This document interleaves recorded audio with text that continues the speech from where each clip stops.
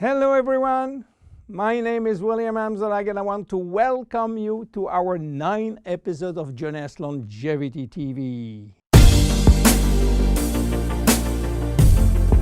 Jeunesse, we are redefining youth.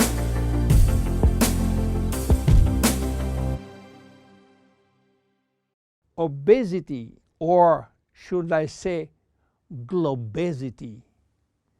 Today, obesity is a worldwide epidemic disease. There is an outrageous eruption of a worldwide obesity even in the countries where not so long ago famine was the #1 health issue. The fatness of the world is changing rapidly, and this is very disturbing because it's going out of proportion and nobody can get any control of this new epidemic. Many children become obese and then become obese adults. The diseases associated with obesity, such as heart disease, cancer, and especially diabetes, will explode. That will mean a lot of sick people all over the world. The cost in terms of death, diseases, and money spending is just astronomical. Think about today. There is in the world about 3 billion people overweight and 800 million real obese. The cost of obesity in the United States is about $150 billion per year, which is 10% of the total US medical cost. So, what is the difference between overweight and obese? Overweight means that you gain only a few kilos above standard, from 1 to 15 kilos for adults. Above this threshold, you're considered as obese. If you wish to get more detailed information, then you have to calculate your BMI, which means your body mass index, by using the following formula: your weight in kilo divided by your height in square meters. If your BMI shows a score under 18.5 per square meter, it means that you need to gain weight. You are underweight.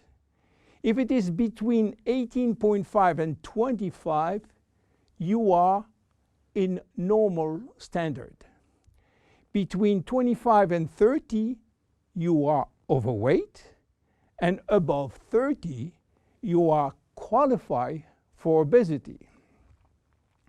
Note that BMI is a standard tool which do not apply in extremes like very tall people or very small people, and also should be adapted to children. Why people become obese? It is very simple in theory, but become more complicated when we reach fat metabolism. We are gaining weight or fat when we eat more than we spend in terms of calorie, or when we spend less than we eat in terms of calorie. So how do we get energy?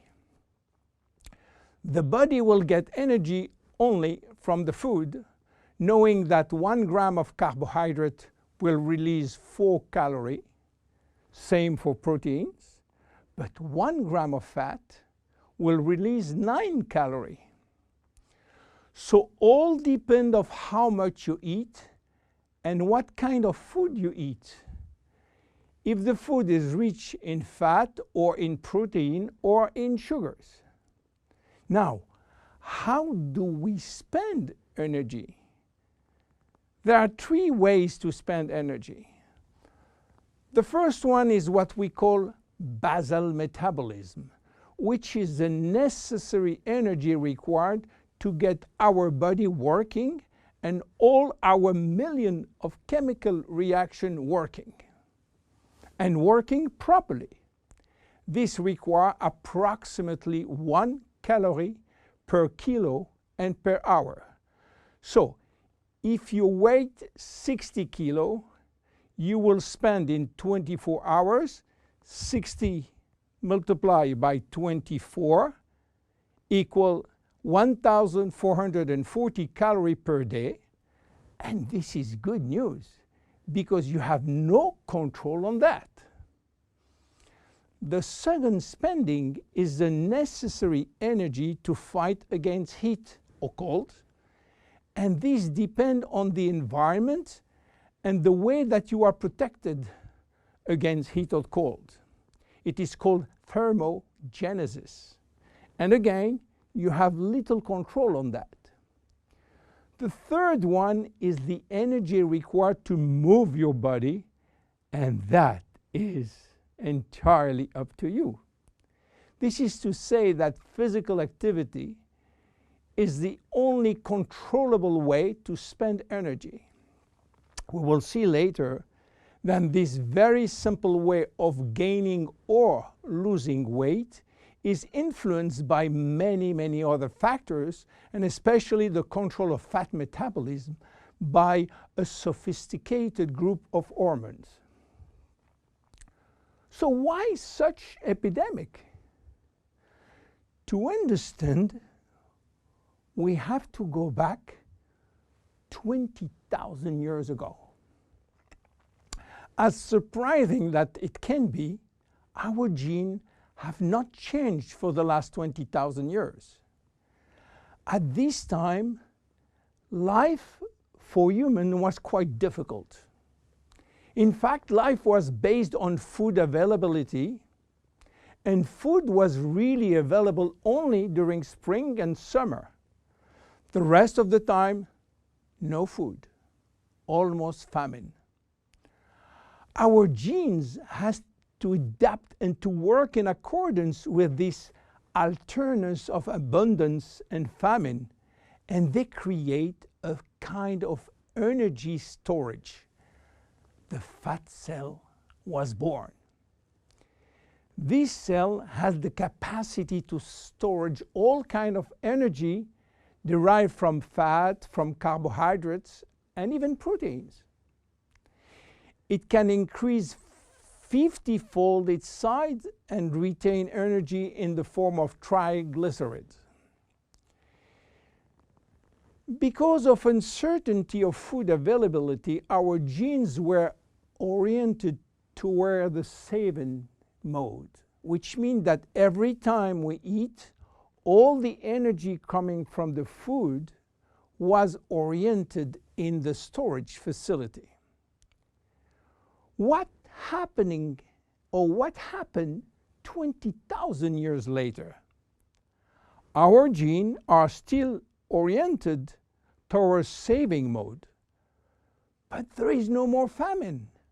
On the contrary, the new society offers an extreme abundance of food rich in calories, and that all over the year. And guess what happened? Everything is going first in storage. And once in storage, it is very difficult to get out.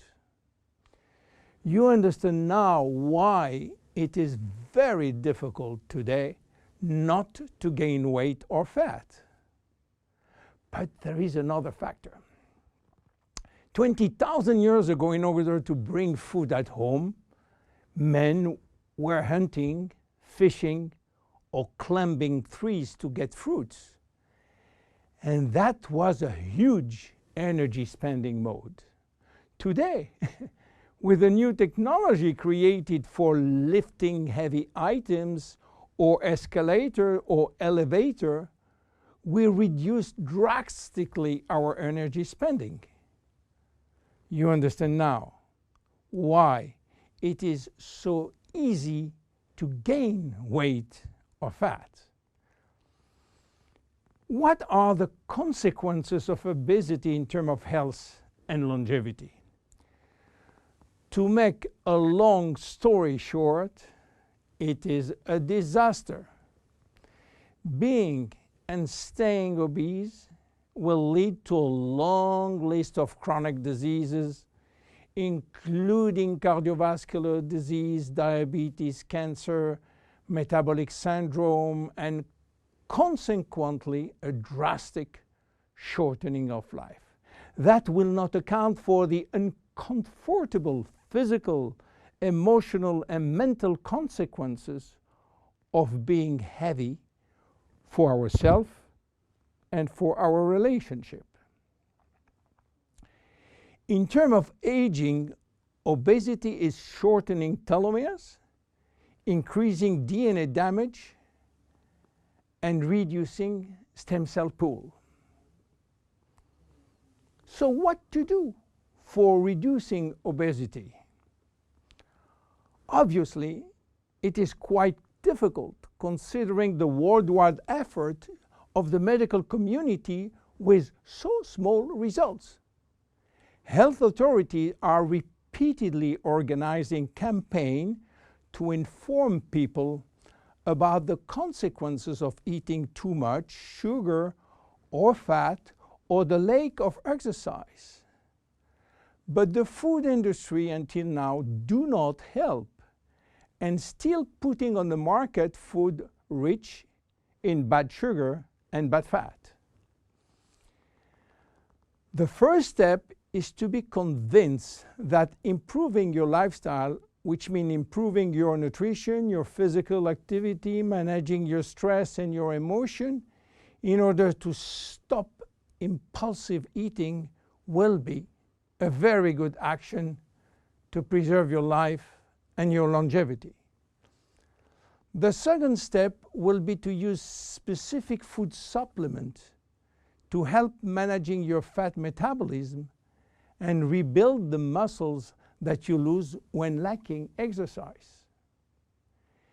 This is why Jeunesse decided to create a new line of product specially designed to counteract craving, to help fat metabolism, and to reduce muscle loss.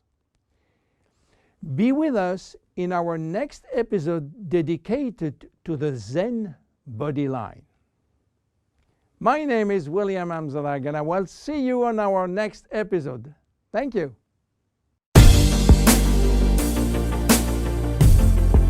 Jeunesse. We are redefining youth.